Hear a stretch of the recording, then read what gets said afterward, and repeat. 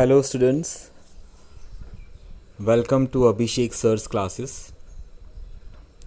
आज हम six standard social study का ज्योग्राफी का chapter number 1 the earth in the solar system करने वाले हैं। सो एज़ यूजुअल जैसे मेरा एक्सप्लेनेशन होता है, मैं रीड करता हूँ और लाइन टू लाइन आपको सारी चीज़ें समझाने की कोशिश करता हूँ बहुत ही सिंपल एंड इजी वे में। तो हमारा जो सोलर सिस्टम है, यू नो दैट कि सोलर सिस्टम बहुत ही बड़ा है हमारा। उसमें बहुत सारे डिफरेंट डिफरेंट प्लैनेट्स है, स्टार्स है, और उसमें से एक ही हमारा अर्थ जिसमें हम रहते हैं।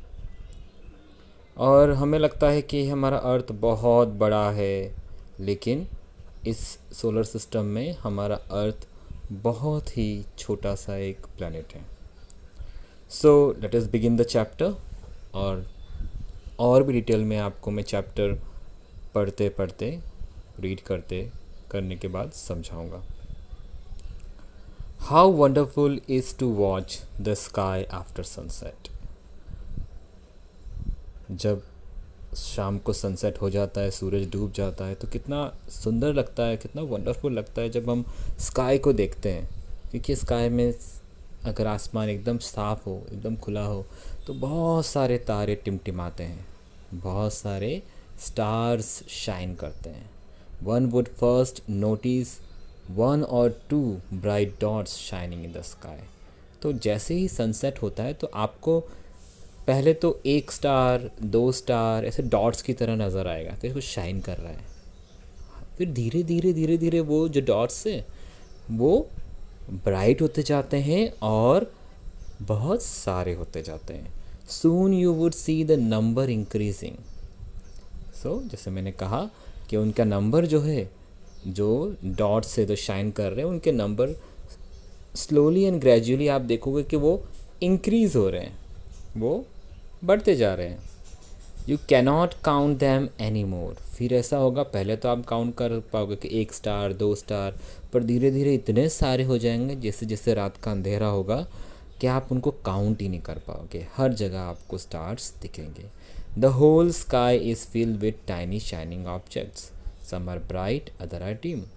तो पूरा जो आकाश है, पूरा स्काई है, वो इन टाइनी ऑब्जेक्ट से भर जाएगा।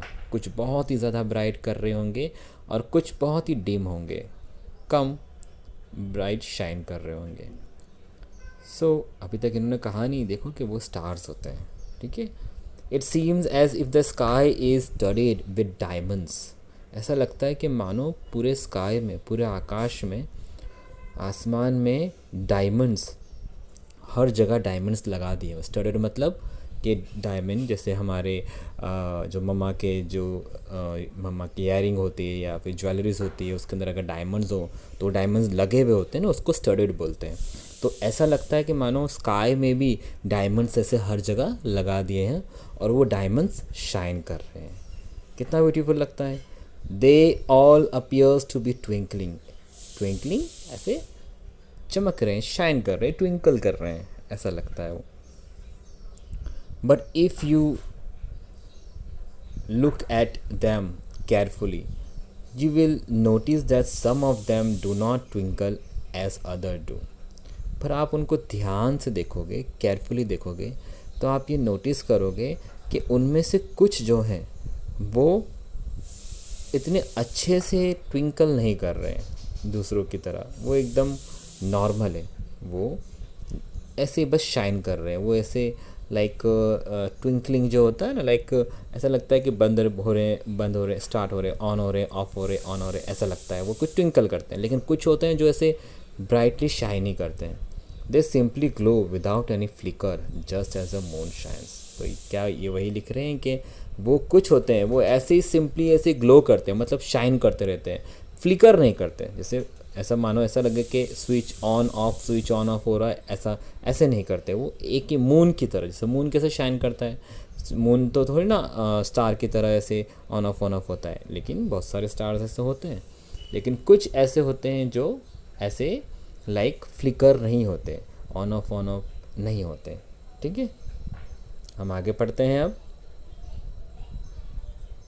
ओके, तो हम अब नेक्स्ट पैराग्राफ रीड करते हैं और मैं आपको एक्सप्लेन करता हूँ. Along with this bright objects you may also see the moon on most of the days. तो ये ब्राइट ऑब्जेक्ट्स जो शाइन करते हैं लाइक अ diamonds, twinkle twinkle little star बोलते हैं ना, वैसे ट्विंकलिंग करते हैं, और उनके साथ हम मून को भी देखते हैं, लेकिन एवरीडे नहीं. वो एवरीडे नज़र नहीं आता मून, कभी कभी वो भी दिखता है. It may however appears to different times. वो अलग अलग टाइम ऐसा लगता है मानो कि अपियर होता है. कभी लुका छुपी खेल रहा हो ऐसा लगता है, हाइड एंड सीक, कभी हमें दिखता है तो कभी नहीं दिखता है. In different shapes and different positions, और डिफरेंट डिफरेंट शेप्स में भी दिखता है. कभी बहुत ही छोटू सा होता है, हाफ होता है, कभी एकदम फुल होता है. तो डिफरेंट शेप में और डिफरेंट डिफरेंट पोजीशन में भी दिखता है. अलग अलग जगह हमें दिखता है, एक ही जगह पे नहीं दिखता है. You can see the full moon only once in about a months time. और आपको अगर फुल मून देखना हो तो मंथ में सिर्फ एक ही बार नज़र आएगा आपको full moon. It is full moon night और पूर्णिमा, उसको हम फुल मून नाइट कहते हैं, या हम उसको हिंदी में पूर्णिमा भी कहते हैं. A fortnight later, you cannot see it at all. It is a new moon night और अमावस्या. तो फिर एक नाइट ऐसी भी होती है जब फुल मून नाइट हो जाती है, फिर उसके बाद एक नाइट ऐसी भी आती है जिसको हम अमावस्या कहते हैं. अमावस्या जब आपको मून बिल्कुल नज़र नहीं आता उस दिन. On this day you can watch the night sky best provided it is a clear night. तो जिस दिन अमावस होती है उस दिन सिर्फ मून नहीं आता है, मून नहीं दिखता, लेकिन दूसरे स्टार्स और दूसरे प्लैनेट्स, दूसरे ऑब्जेक्ट तो हमको दिखते हैं शाइन करते हुए. तो उस दिन ज़्यादा ही अच्छे से, ज़्यादा ही शाइनिंग वे में हमको वो नज़र आते हैं. Do you wonder why can't we see the moon and all those bright tiny object during the day time. क्या आपने कभी सोचा है कि why can't we see the moon, हमें मून नहीं दिखता है, and all those bright tiny objects during the day time. हमें वो मून और ये सब टाइनी टाइनी ऑब्जेक्ट्स जो होते हैं वो दिन में क्यों नहीं दिखते हैं, रात में ही क्यों दिखते हैं. It is because the very bright light of the sun does not allow us to see all these bright objects of the night sky. तो इसका रीज़न सिर्फ यही है कि मॉर्निंग में, डे टाइम में जो सन होता है वो सन बहुत ही ब्राइट होता है, और वो सन के ब्राइटनेस के सामने ये जो टाइनी टाइनी ऑब्जेक्ट्स होते हैं और मून होता है वो हमें नज़र नहीं आ पाता. The sun, the moon and all those objects shining in the night sky are called celestial bodies. तो सेलेस्टियल बॉडीज़ क्या होती है, सन है, मून है, और वो सारे ऑब्जेक्ट्स जो डायमंड की तरह शाइन करते हैं रात को, इनको कहते हैं celestial bodies. Some celestial bodies are very big and hot. और इनमें से कुछ कुछ सेलेस्टियल बॉडी जो होती है वो बहुत ही बिग होती है, बहुत ही विशाल, बहुत ही बड़ी बड़ी, और बहुत ही गर्म होती है, बहुत ही hot. They are made up of gases. Different gases से बना होता है. जैसे हमारे अर्थ तो नहीं है, वाटर है और लैंड है, लेकिन वो गैसेस से, पूरा गैसेस होता है उसके अंदर, different gases. They have their own heat and light which they emit in larger amount. उनके खुद की अपनी गर्मी होती है और अपनी लाइट होती है जिससे वो शाइन करते हैं और हमें दूर यहाँ से भी नज़र आते हैं. इवन उसका अमाउंट जो है, मतलब लाइट का ब्राइटनेस और हीट को वो बढ़ा सकते हैं अपने उसके वहाँ के एटमॉस्फेयर के हिसाब से. This celestial bodies are called stars. The sun is a star. और ये सेलेस्टियल बॉडी को हम कहते हैं स्टार्स. इसीलिए जब उनकी हीट बढ़ती है, कम होती है, तो वो हमें क्या लगता है, ब्लिकर कर रहे हैं. वो हमें लगता है वो ऑन ऑफ हो रहे हैं हल्के हल्के से. क्योंकि वो अपनी हीट को बढ़ा सकते हैं, अपनी लाइट को बढ़ा सकते हैं और थोड़ा कम कर सकते हैं। और सन भी एक स्टार है, यू नो दैट। सन भी एक स्टार है, लेकिन सन हमारे अर्थ से बहुत ही पास है, इसीलिए वो इतना बड़ा दिखता है और इतनी सारी ब्राइटनेस उसकी आती है डे में। लेकिन जो दूसरे स्टार्स है वो बहुत दूर है, और इसीलिए वो जो है सन के सामने हमें दिखाई नहीं देते उसके ब्राइटनेस के सामने। Countless twinkling stars in the night sky are similar to the sun, but we do not feel their heat or light, and they look so tiny because they are very very far from us। जो चीज़ मैंने अभी समझाई कि countless twinkle stars, जो रात को हमको stars दिखते हैं, वो जो स्टार्स हैं वो सन की तरह ही है, सिमिलर सन के जैसे ही है, लेकिन वो हमें गर्मी नहीं देते, वो इतनी ज़्यादा लाइट नहीं देते जैसे सन देता है, क्योंकि वो और बहुत ही टाइनी छोटे छोटे स्मॉल स्मॉल दिखते हैं वो, क्योंकि वो सन से हमसे बहुत बहुत हमसे बहुत बहुत बहुत दूर है, और सन उनसे थोड़ा हमारे पास है, इसीलिए। Okay, now let us move ahead. You must have noticed that objects look smaller when seen from a distance। देखो यहाँ पे पिक्चर में भी आपको दिखा रहे हैं कि अगर आप नोटिस किया होगा, आपने ऐसा ध्यान दिया होगा कि अगर कोई ऑब्जेक्ट को आप दूर रखो, बहुत दूर, जैसे बहुत दूर से कोई बस आ रही है तो बहुत छोटी सी लगेगी, स्मॉल लगेगी, पर जैसे जैसे वो बस एकदम अपने करीब आती जाएगी, पास आती जाएगी, वो बिग होती जाएगी, राइट। तो ऑब्जेक्ट को जब बहुत दूर रखो तो वो स्मॉल दिखाई देता है। How small an aeroplane looks when it is flying at a great height. Very good example दिया यहाँ पर कि जो एरोप्लेन होता है वो एकदम ऊपर फ्लाई करता है तो कितना स्मॉल, छोटू सा दिखता है, एकदम टाइनी, है ना, लेकिन वो कितना बिग होता है एक्चुअली जब उनको हम पास से देखते हैं तो। While watching the night sky, you may notice various patterns formed by different groups of stars। अब ये भी आपने नोटिस किया होगा, मम्मी पापा ने आपको कभी दिखाया होगा, नहीं तो आप देखना रात को कि जब ये स्टार्स रात को बहुत सारे, जब जैसे अमावस की रात होती है, जब एकदम अंधेरा होता है तो सारे स्टार आपको नज़र आएंगे, और वो स्टार्स डिफरेंट डिफरेंट शेप्स बना देते हैं जब वो ग्रुप में होते हैं तो। दीज आर कॉल कॉन्स्टेलेशन, तो इनको कहते हैं कॉन्स्टेलेशंस। ओके, अर्सा मेजर और बिग बेर इज़ वन सच कॉन्स्टेलेशन। तो इसमें दो नाम दिए हैं यहाँ पे कॉन्स्टेलेशन के, एक है अर्सा मेजर और दूसरा है बिग बेर।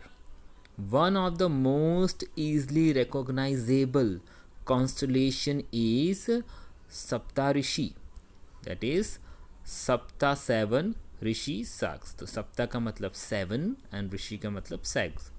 तो सबसे ईजली रिकॉग्निशन मतलब सबसे ईजी देखे जाने वाला, अपन को दिख ही जाएगा, वी कैन सी इट, वो हमको दिख जाएगा, वो है सप्तऋषि।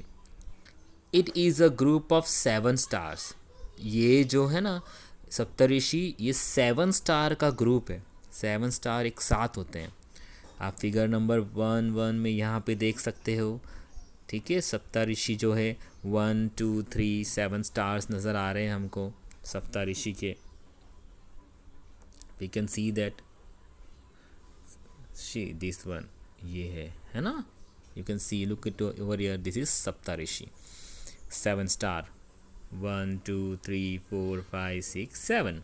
ओके, तो ये सारे सप्तऋषि है जो इजीली हमको दिखाई दे जाते हैं। Okay, now next one is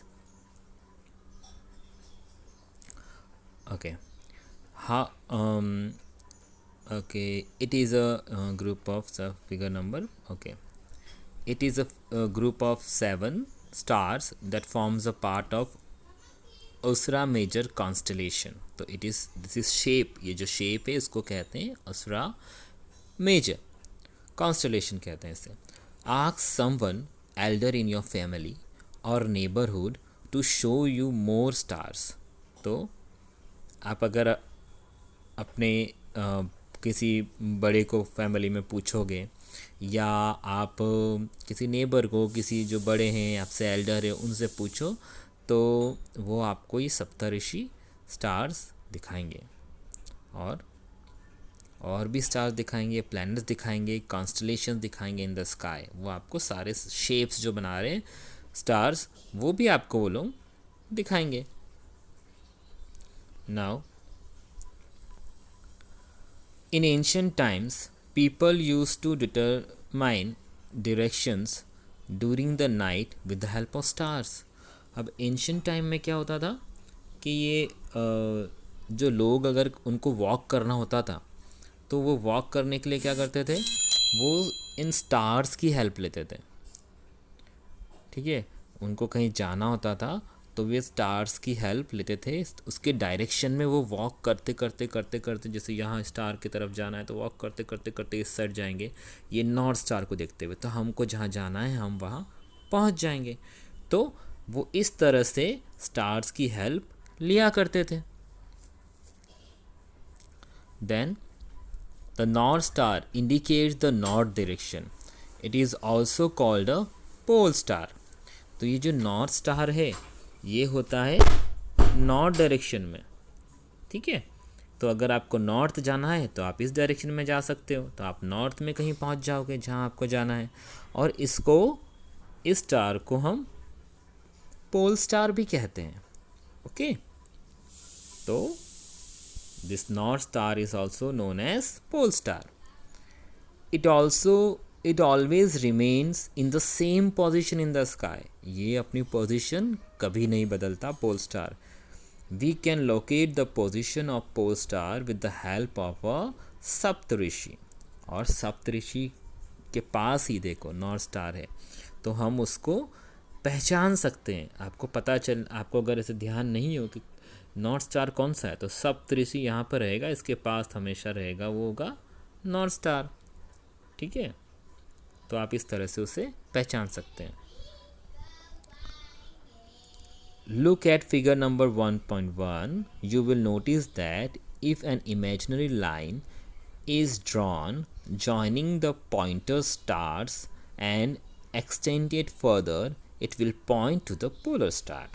ठीक है, तो अब यहाँ पर इन्होंने एक सिंपल एग्जाम्पल बताया है कि अगर आप सप्तऋषि को देखो और सप्तऋषि के जो दो स्टार ऐसे नीचे हैं, ऐसे स्टार बने हुए होंगे ये दोनों, और यहाँ से आप नज़रें ऊपर डालोगे तो यहाँ जो स्टार दिखेगा शाइन करता हुआ वो होगा नॉर्थ स्टार। ठीक है, तो आप इजीली उसको पहचान सकते हो।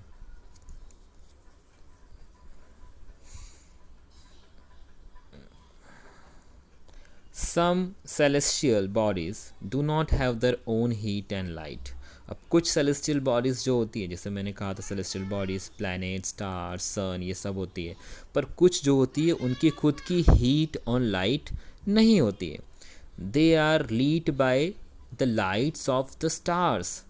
पर वो शाइन क्यों करते हैं? क्योंकि उनके आसपास जो भी स्टार होते हैं वो स्टार की ब्राइटनेस, उनकी लाइट, उनकी रोशनी उनके ऊपर पड़ती है, उनके ऊपर वो रोशनी गिरने से वो भी शाइन करने लगते हैं, दूर से वो भी ब्राइट दिखाई देते हैं। सच बॉडीज़ आर कॉल्ड प्लैनेट्स। तो प्लैनेट्स जो होते हैं वो एक्चुअली शाइन नहीं करते हैं। अर्थ, आप अगर स्पेस में जाओगे तो अर्थ भी आपको ऐसे शाइन करता हुआ दिखेगा, लेकिन एक्चुअली अर्थ खुद शाइन नहीं करता।